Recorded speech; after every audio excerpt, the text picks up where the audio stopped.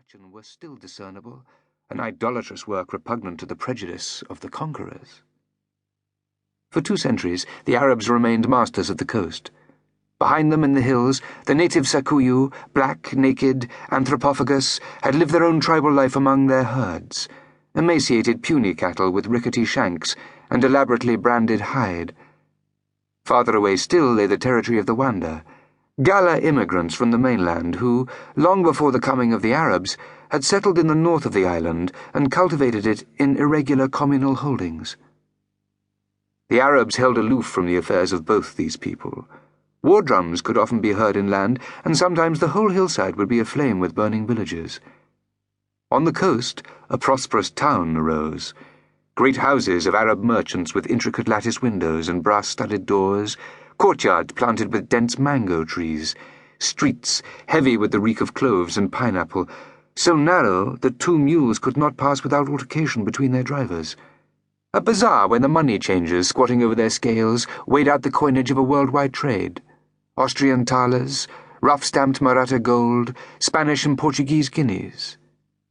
From Matodi, the dhows sailed to the mainland, to Tanga, Dar es Salaam, Malindi and Kismayu, to meet the caravans coming down from the Great Lakes with ivory and slaves. Splendidly dressed Arab gentlemen paraded the waterfront, hand in hand, and gossiped in the coffee houses. In early spring, when the monsoon was blowing from the northeast, fleets came down from the Persian Gulf, bringing to market a people of fairer skin, who spoke a pure Arabic, barely intelligible to the islanders, for with the passage of years their language had become full of alien words, Bantu from the mainland, Sakuyu and Gala from the interior, and the slave markets had infused a richer and darker strain into their Semitic blood, instincts of swamp and forest mingled with the austere tradition of the desert. In one of these Muscat trading fleets came Seth's grandfather, Amurath, a man wholly unlike his companions, a slave son, sturdy, bow-legged, 3/4 Negro. He had received education of a kind from Nestorian monks near Basra. At Matodi, he sold his dhow and entered the Sultan's service. It was a critical time in local history.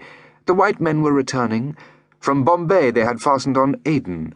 They were in Zanzibar and the Sudan. They were pushing up round the Cape and down through the canal. Their warships were cruising the Red Sea and the Indian Ocean, intercepting slavers. The caravans from Tabora were finding difficulty in getting through to the coast.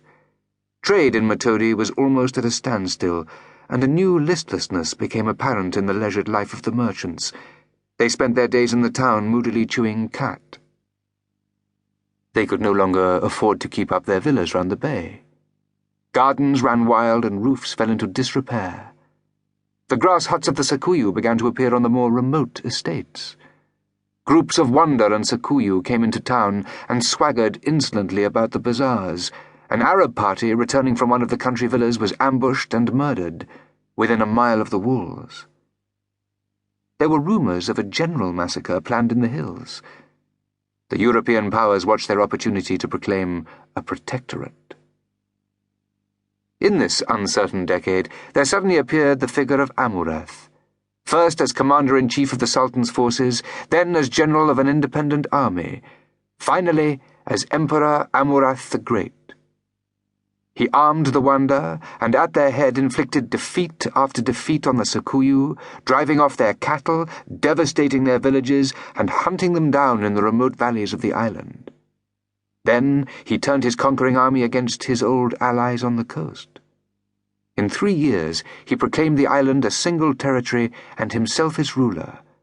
He changed its name. Until now it had been scored on the maps as Sakuyu Island. Amurath renamed it the Empire of Azania.